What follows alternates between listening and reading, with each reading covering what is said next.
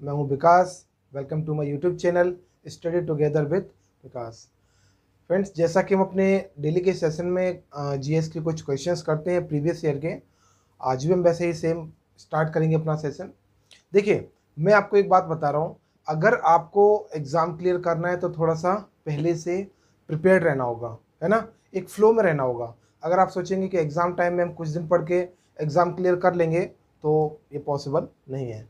आज का एग्ज़ाम थोड़ा सा डायनेमिक हो गया है, तो आपको अपने आप को भी डायनेमिक करना पड़ेगा। चलिए करते हैं start. The dash between two bodies are always equal and in opposite direction. ठीक है, उन्होंने कहा है the dash between two bodies are always equal. हमारा दो बॉडीज के बीच में इक्वल क्या होता है? इनर्शिया, फोर्स, प्रेशर और मोमेंटम। देखिए, आपने पढ़ रखा होगा, ये हमारे दो ऑब्जेक्ट हैं, ये O1 और ये O2। ओके, ये ऑब्जेक्ट जितना इस पर फोर्स लगाएगा, इस ऑब्जेक्ट पर, है ना, उतना ही ये ऑब्जेक्ट इस पर लगाएगा फोर्स, है ना। ये इस पर लगाएगा, इस बॉडी पर, है ना। तो इस तरीके से फोर्स दोनों ऑब्जेक्ट में इक्वल होगा, equal and in opposite direction. ये वाला ऑब्जेक्ट इस साइड फोर्स लगा रहा है और ये वाला ऑब्जेक्ट इस साइड, है ना।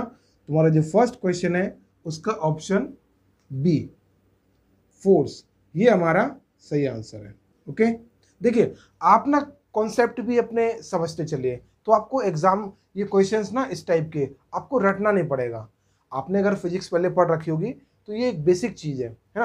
अगर आप अभी से तैयार करते चलेंगे तो आपको ये रटना नहीं पड़ेगा। ठीक है, चलिए बढ़ते अपने अगले क्वेश्चन पर। Which of this is not a Veda? आपने पढ़ रखा है हमारे कितने वेद होते हैं? 4 वेद होते हैं। क्या नाम है उनके? ऋग्वेद, यजुर्वेद, सामवेद एंड अथर्ववेद। तो ये हमारे 4 वेद हैं। अब इन्होंने पूछा which of this is not a Veda, तो इसमें जो हमारा ऑप्शन सी दे रखा है कृष्ण वेद, ये हमारा वेद चारों में से नहीं है। तो हमारा जो ऑप्शन सी है, ऑप्शन सी, कृष्ण वेद, कृष्ण वेद, ये हमारा उन 4 वेदों में से नहीं है। ठीक है, चलिए बढ़ते अपने अगले क्वेश्चन पर। श्रोमणी Akali Dal is a regional political party of which of the following state?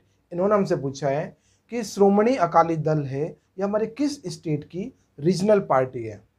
Telangana, Punjab, Gujarat and Rajasthan. इनमें से आपको बताना है जो हमारी पार्टी है श्रोमणी अकाली दल, ये किस स्टेट की पार्टी है। जो लोग पॉलिटिक्स में थोड़ा इंटरेस्ट लेते हैं स्टूडेंट, उनके लिए तो बहुत ही ईजी क्वेश्चन है, या फिर जो इस स्टेट से बिलोंग करते हैं उन्हें अपने स्टेट के बारे में पता ही होगा। बताइए। देखिए, इस टाइप के जो क्वेश्चंस आते हैं ना, जो हमारे करंट अफेयर्स में कुछ ना कुछ के लिए न्यूज़ में आए हैं, उन्हीं से क्वेश्चंस बन जाते हैं। ठीक है, तो इसमें जो हमारा ऑप्शन बी दे रखा है पंजाब, ये हमारा सही आंसर है। Option B, Punjab. Okay, I hope students अभी से करंट अफेयर्स प्रिपेयर करके चल रहे होंगे, तो उनके लिए ये बिल्कुल भी बड़ा क्वेश्चन नहीं है।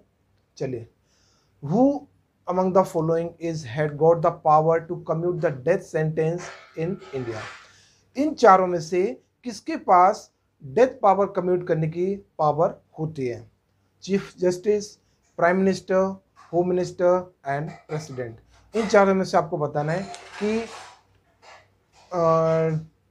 To commute the death sentence किसके पास ये पावर होती है, बताइए।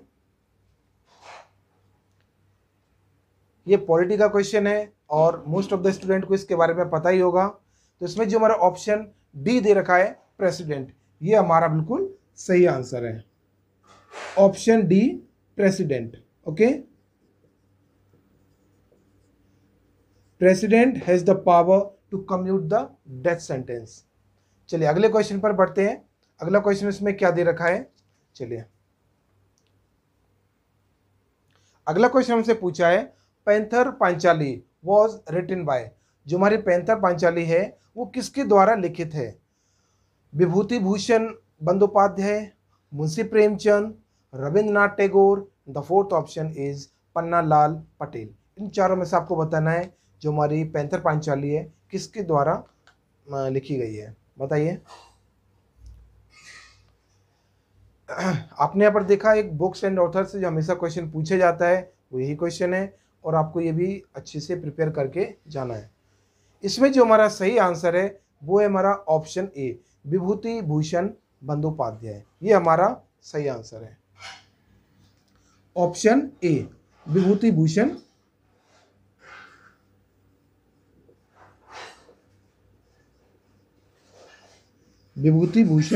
बंदोपाध्याय।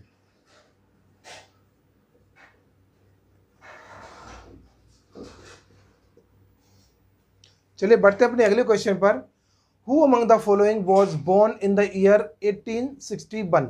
इन चारों में से किसका जन्म इन द ईयर 1861 में हुआ है?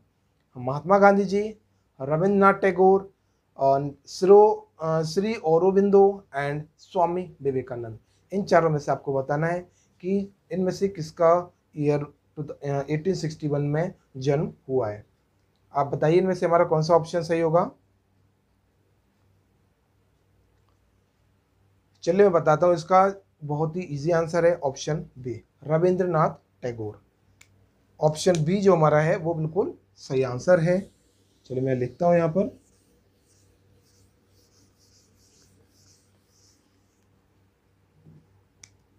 Option B. सर ये हमारा 6th क्वेश्चन है, ऑप्शन बी जो दे रखा है रविंद्रनाथ टैगोर।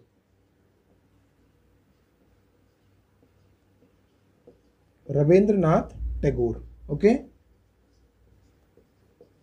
ये हमारा सही आंसर है। चलिए बढ़ते अपने अगले क्वेश्चन पर। इसमें लिखा है choose the correct order of electrical resistivity of metals. तो इसमें हमें बताना है जो हमारा प्रॉपर ऑर्डर, इसमें डिक्रीजिंग ऑर्डर दे रखा है, तो इसमें इलेक्ट्रिकल रेजिस्टिविटी का डिक्रीजिंग ऑर्डर कौन सा है? आप इसमें पढ़ सकते हैं ऑप्शंस में, बताइए इन चारों में से हमारा कौन सा ऑप्शन सही होगा। ठीक है,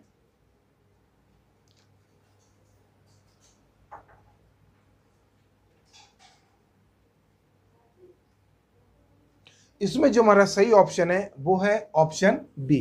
ओके, ऑप्शन बी हमारा सही आंसर है 7th क्वेश्चन का। तो मैं लिख देता हूं 7th क्वेश्चन का ऑप्शन बी। पहले दे रखा है मरकरी, मरकरी से कम होता है ये nickel,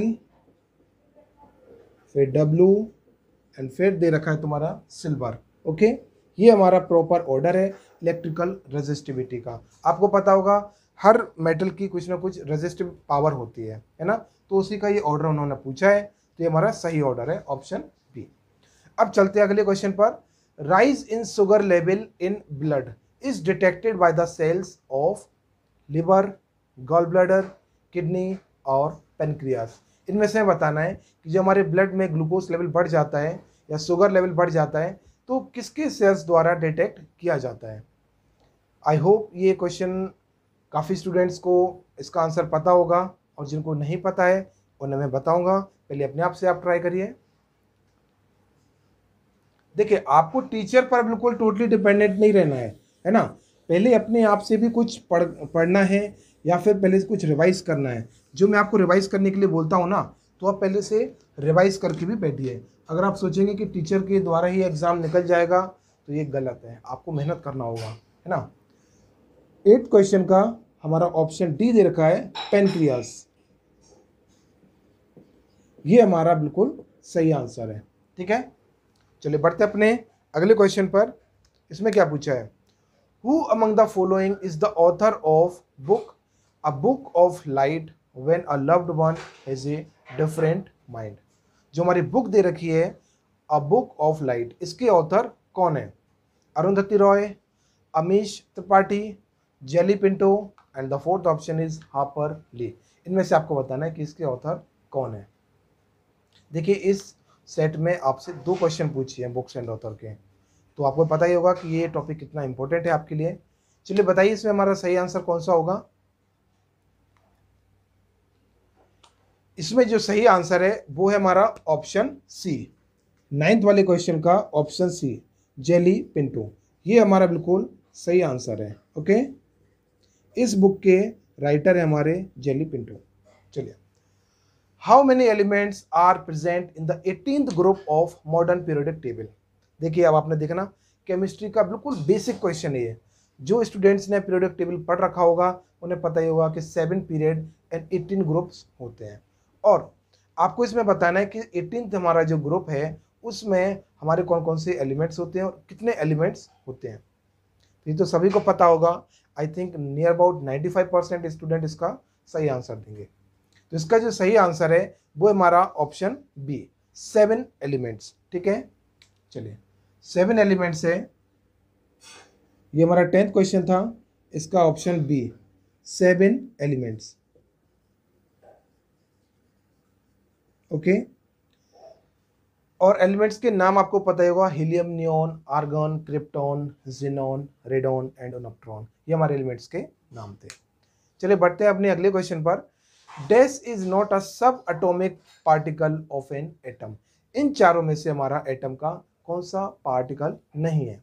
neutron, electron, xenon and proton. तो आपको इनमें से बताना है कि हमारा इन चारों में से एटम के अंदर कौन सा पार्टिकल नहीं होता है ना।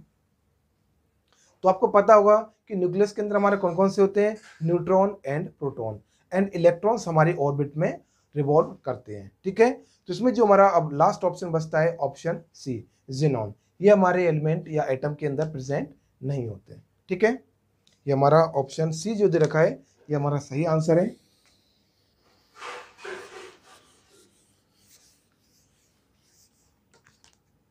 ये हमारा 11th क्वेश्चन था, इसका ऑप्शन सी, जिनॉन, ये हमारा सही आंसर है। चलिए बढ़ते अपने अगले क्वेश्चन पर।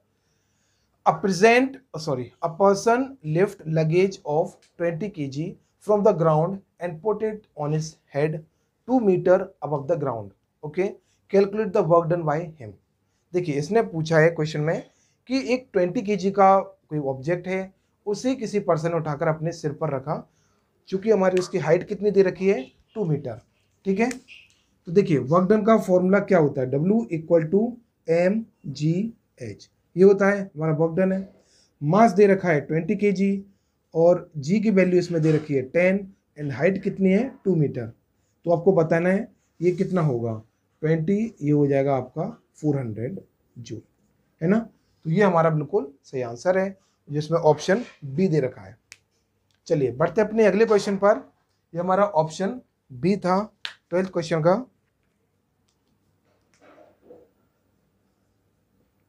ओके, चलिए बढ़ते अपने अगले क्वेश्चन पर। क्या पूछा है हमसे? Which of the following is work done by the placenta tissue in human. Which of the following is a work done by the placenta tissue in human. हमारे जो टिश्यू प्लेजेंटा टिश्यू होते हैं इनका क्या काम होता है? Supports the embryo, removes waste matter from the embryo and provide nutrition to the embryo. Option C, provides nutrition to the embryo, and the last option दे रखा है removes waste material from the embryo। तो इनमें से आपको बताना है कि हमारा कौन सा ऑप्शन सही है। ये बायो का क्वेश्चन है, जिन स्टूडेंट्स ने बायो पढ़ रखी है उन्हें पता होगा कि इसका ऑप्शन जो हमारा बी ऑप्शन है, removes waste matter from the embryo and provides nutrition to embryo. ठीक है, ये हमारा 13th क्वेश्चन है, इसका जो ऑप्शन बी दे रखा है ये हमारा बिल्कुल सही आंसर है।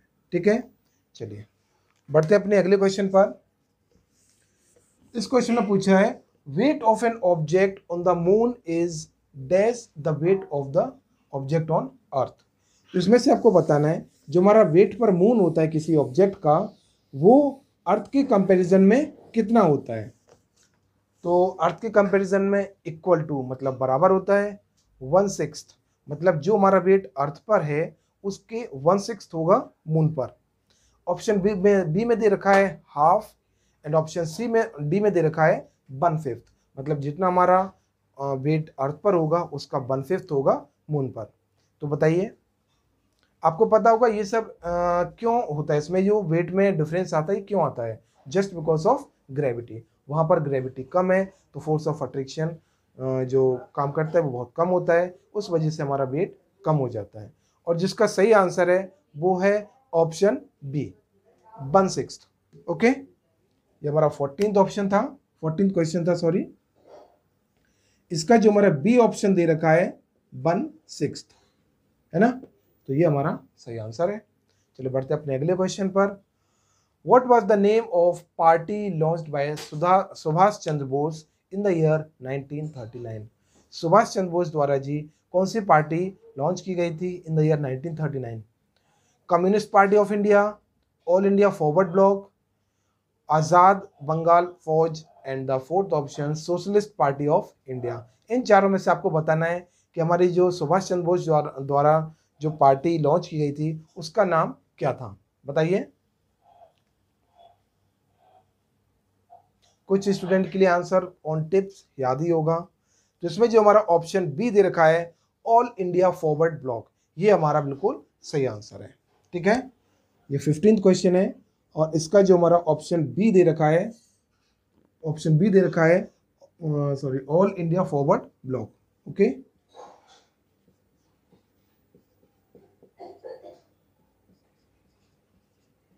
ऑल इंडिया फॉरवर्ड ब्लॉक, ये हमारा बिल्कुल सही आंसर है। चलिए, which tissue makes the plant hard and stiff? इनमें से हमारे कौन से टिश्यू हैं जो प्लांट को हार्ड सख्त बनाते हैं? Parenchyma, sclerenchyma, collenchyma and xylem.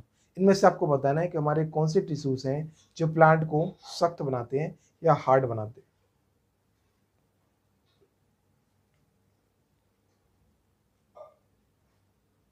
तो इसमें हमारा जो ऑप्शन बी दे रखा है स्क्लेरेन्काइमा, ये हमारा बिल्कुल सही आंसर है। Okay, 16th question, option B sclerenchyma.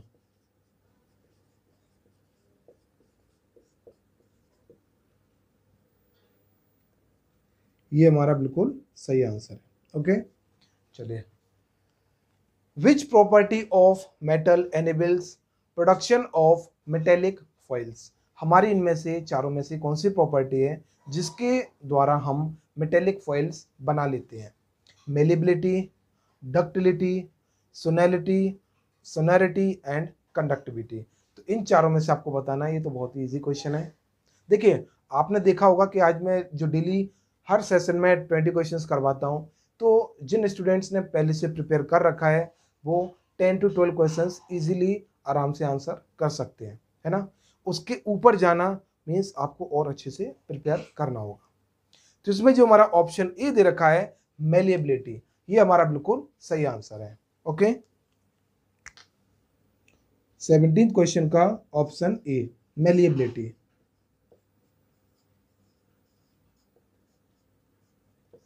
Okay, चलिए बढ़ते अपने नेक्स्ट क्वेश्चन पर। First battle of Panipat took place in the year. अब देखिए कितना इजी क्वेश्चन है हिस्ट्री का। फर्स्ट बैटल ऑफ पानीपत कब हुआ था? 1526, 1562, 1556 एंड 1521। इनमें से आपको बताना है किस ईयर में हमारा फर्स्ट बैटल ऑफ पानीपत हुआ था, बताइए।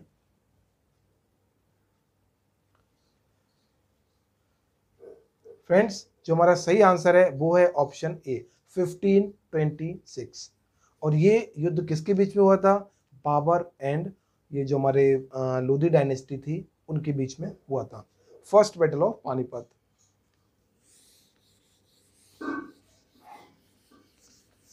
और सेकेंड बैटल ऑफ पानीपत जो हुआ था हमारा 1556 में हुआ था, ठीक है। एंड थर्ड बैटल हुआ था 1761 में। तुम्हारा जो ऑप्शन ए दे रखा है ये हमारा 17th क्वेश्चन, सॉरी ये हमारा 18th क्वेश्चन था। इसका जो हमारा ऑप्शन ए दे रखा है 1526, ये हमारा बिल्कुल सही आंसर है। In which year was Bombay stock exchange established? हमारी बॉम्बे स्टॉक एक्सचेंज है ये किस ईयर में स्टैब्लिश हुई थी, आपको बताना है। 1947, 1875, 1920 एंड 1960। इनमें से आपको बताना है किस ईयर में बॉम्बे स्टॉक एक्सचेंज हमारी स्टैब्लिश हुई थी।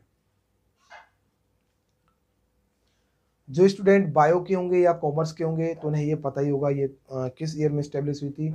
ये हमारी दो पार्ट्स में होती है, बॉम्बे स्टॉक एक्सचेंज और एक हुई हमारी नेशनल स्टॉक एक्सचेंज, ठीक है। तो इसमें जो हमारा ऑप्शन बी दे रखा है 1875, ये हमारा सही आंसर है।